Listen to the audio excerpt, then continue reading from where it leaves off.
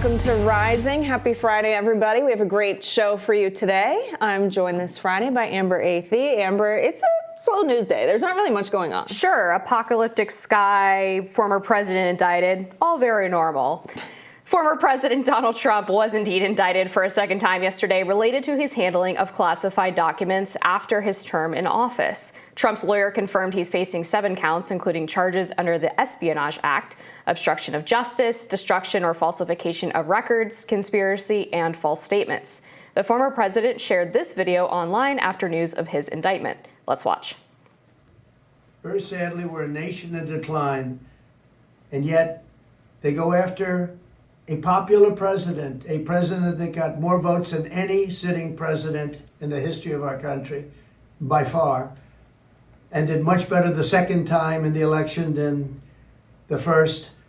And they go after him on a boxes hoax, just like the Russia hoax and all of the others. It's just been going on for 7 years. They can't stop because it's election interference at the highest level. There's never been anything like what's happened. I'm an innocent man. I'm an innocent person. They had the Mueller hoax, the Mueller report, and that came out. No collusion after 2.5 years. That was set up by Hillary Clinton and Democrats. But this is what they do. This is what they do so well. If they would devote their energies to honesty and integrity, it would be a lot better for our country. They could do a lot better. They could do a lot of great things. Here to discuss this with us today is the Hill's Rebecca Byche. Welcome, Rebecca. Glad to have you on to break this down. Yeah, thanks for having me. Good morning. Good morning. So what do we make of this? Is he comparing apples to oranges here with comparing his indictment with maybe, I don't know, the documents that Pence had, the documents that Hillary had? For me, when I look at this, I think, okay, well, Trump refused to give them back. He tried to hide them. Seems like a different scenario than what he described, saying that this is just, politically motivated. What do you make of his statement there? Yeah, I mean, this is absolutely not an apples to apples comparison. Just the amount of documents that were found, both with Pence or with Biden compared to the at least 300 classified records that Trump had at Mar-a-Lago would distinguish that just on numbers alone. But of course, when we see these charges, another major distinction here is the obstruction of justice charges. And it's clear from the pattern of the case and what was detailed on the warrant to search the property that they made multiple efforts to recover these documents and were unable to do so. And that's what distinguishes this case in a major way from both Pence and Biden. And, I would note that the Justice Department just decided not to proceed in charging Trump in charging Pence for the documents that were found among his belongings. Where does the fact that Trump says that he declassified these documents come into play here? Because his argument about the Biden document scandal is that Biden was a senator at the time that he took a lot of these documents and therefore didn't have the capability or the authority to declassify, whereas he did. Is there any evidence to suggest that he did go through the proper declassification process, or is that kind of why the indictment has proceeded? So one of the things that's important to note here, too, is that for Espionage Act charges, documents themselves don't have to be classified. They just have to be considered what's called national defense information. That's in part because this law was written before the U.S. even had a classification system. But separately from that, I'm sorry, can you repeat the original question? Sure. I'm just wondering if there's any evidence to suggest that Trump did declassify some of these documents. Him and his administration officials claimed that he basically had a standing order to declassify everything that left the White House. So I'm wondering where that plays into the indictment. Yeah, that's right. Sorry, let's jump back into that claim. So another thing that's huge on this front is reporting by CNN indicating that Trump, there's a recording of Trump kind of spelling out that he both has classified records and that he would be unable to show it to the people that he's, speaking with during this meeting because it's classified and he didn't declassify it before leaving office. That's another thing that's important for an Espionage Act charge because you have to show that there was, a willful retention. But that admission on tape, which appears to be evidence that the special counsel has in his possession, would indicate that Trump, understood that some of these documents were classified, that he couldn't be showing them to people, couldn't be releasing them. But separately, Trump has claimed that, that he can just, declassify a record just by thinking about it. That's not exactly how this works. Presidents do have broad power to declassify records, but there is a process that results from declassifying a record. So there would, in theory, be some kind of, record keeping around that. But I'd also like to note that while Trump has said that publicly, that's not a claim that his lawyers have specifically made in court filings. They have not backed that up in their own legal arguments in court. Something I say a lot is that the law and justice are not the same. I find that it's important to make that distinction. Sure, yes, it's legal. There's a technical classification process. It's a legal term to say documents classified, but there's also a reason for that. And there's a process that Trump would have to go through, right? Where he would meet with folks who would explain what are the threats to national security if we were to declassify these documents? And that's why there's a process there to declassify them. Although he does have the power to make documents declassified as the president, him just saying these are declassified now doesn't suffice, and we have this process for a reason. Can you say anything more about the importance of the declassification process? Yes. So like you pointed out, this isn't something that a president can do after leaving office. It is only something that they can do while they are in fact president. So the timeline of, these documents being moved is kind of key here. But separately from that, a president does have the power to declassify records, but keep in mind that there's a whole cohort of people who have access to this information, but are also responsible for properly storing it. And so when a president does declassify a record, that notice goes out to a bunch of people who then have to reconsider how it's stored, how it's classified, just basically how it's, managed within the government. What do you make of the Espionage Act being used here? This is a World War I era, law that was basically used against perceived enemies of the state. In terms of the political calculus of this, how does using the Espionage Act in particular play into the perception that this could be a political prosecution? Well, I think obviously it's very remarkable that he's being charged with that. I mean, to have a former president be charged under the Espionage Act is extraordinary on its own. But I think one thing to keep in mind here is, yes, there is, the espionage component to it. People associate this with spying, but keep in mind that this is a law that governs how, sensitive information must be handled, and kind of putting in writing that you can't distribute it. And so that's the portion of the law that is getting Trump in trouble here, is that you cannot retain and remove these documents from the setting in which they are meant to be kept.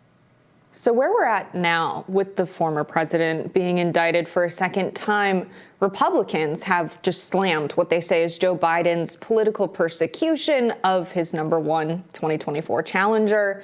Here's a video of Missouri Republican Josh Hawley on the matter. And Laura, here's what I will say. If the president in power can just jail his political opponents, which is what Joe Biden is trying to do tonight, we don't have a republic anymore. We don't have the rule of law. We don't have the Constitution. Our Constitution is built on the basic rule of law and due process, and nobody should be in doubt of what's happening tonight. Joe Biden and his cronies are trying to take out their chief political opponent. This has never happened before in American history, Laura. We are in dangerous, dangerous waters, and it is because of Joe Biden. And we also have Congressman Byron Donalds, who tweeted, quote, "On the day members of Congress learn from an FBI document linking then Vice President Joe Biden to receiving $5 million from Burisma in a pay-for-play scheme, Biden's DOJ announces another phony indictment of the leading candidate for the GOP presidential nomination. Biden's likely opponent and the former president. This mob-like justice system is turning Lady Justice on its head and is the most significant threat to our democracy. Stand with President Trump." Meanwhile, CNN reports that today President Biden is planning to go about his schedule without wading into the matter of Trump's indictment, a, quote, intentional demonstration of calm and normalcy amid the continuing chaos of his predecessor. At what point do you think Biden does weigh in on this indictment, if at all? Yeah, well, so just to go back to the first question, in terms of some of the Republican commentary on this and DOJ and FBI being politicized, I mean, I think we've heard two kind of different lines from Republicans this week. They've also been, actively pursuing a probe into President Biden. And after a briefing with the FBI on that matter this week, they were, basically commending the tip, commending the FBI, stressing the importance of this tip to the FBI. But in this other matter, they've argued it's political. Democrats have completely dismissed that. And I think if you look at the kind of extent of the case here, it's not just pursuing Trump because he had classified records. There's more to these charges. It's about a broader effort to retain the documents and refuse to turn them over. When I think about Donald Trump's reaction here, not just initially to, okay, we know that you have classified documents and they're at Mar-a-Lago where we have a lot of foreign folks coming in and out, people with power, people we wouldn't probably want to have their hands on sensitive national security information. That's a concern. But also his reaction to the legal process of, hey, we know you have these documents. Typically, in the case of Pence and Clinton, they've said, okay, I'll turn them back over. In the case of Trump, it seems as though he's really tried to hang on to them. He's had people move documents around when he's heard they want to get the documents from him that are at Mar-a-Lago. To me, it seems like this kind of comparison where we can say, all right, yes, Clinton and Pence had documents. That's kind of like taking a candy bar out of a convenience store. With Trump, it's like he took a television and then moreover said, well, this isn't much different than if I had just used a credit card. I pay later anyway. I'm still going to pay for it. It's technically all fine.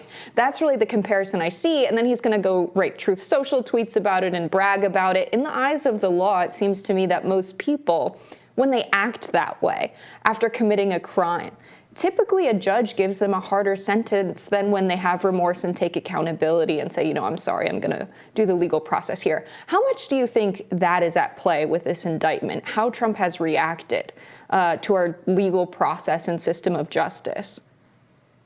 Well, regardless, it really doesn't matter who, takes or retains documents. That's improper. But the key distinction, again, when we're looking at the fact that Pence and Biden had documents, they actually notified the Justice Department that they found these records. And when you look at the Trump case, it started with archives. They were the one that reached out and said, we believe you have presidential records. It took several months to get them back. An initial 15 boxes turned over included 184 classified records. That's what began the referral to the Justice Department. They repeatedly asked for the records. They were unable to get them. That resulted in a subpoena. The compliance with the subpoena elicited another 38 classified records, but we've learned through court filings since that, Trump's attorney who turned over those 38 documents may have been misled as to the additional records that were on the property. And of course, the resulting search of Mar-a-Lago, authorities found another 103 classified records. And so, it's not just about remorse, it's about cooperating with authorities, and it's also about ensuring that you're complying with the law. And a key distinction for the prosecution on an Espionage Act charge is showing the willful retention. If you've turned over documents once you've been alerted that you have them, you're not willfully retaining them. Republicans have also alleged that the prosecutor here, Jack Smith, is perhaps politically tainted because of his involvement in the IRS Lois Lerner scandal of targeting conservative nonprofits, as well as his previous donations to Democrats. Will that matter at all as this indictment moves forward? Those are all issues that Trump's attorneys are free to raise in court. And you were also asking about, is this indictment political? What do we think about them bringing these charges?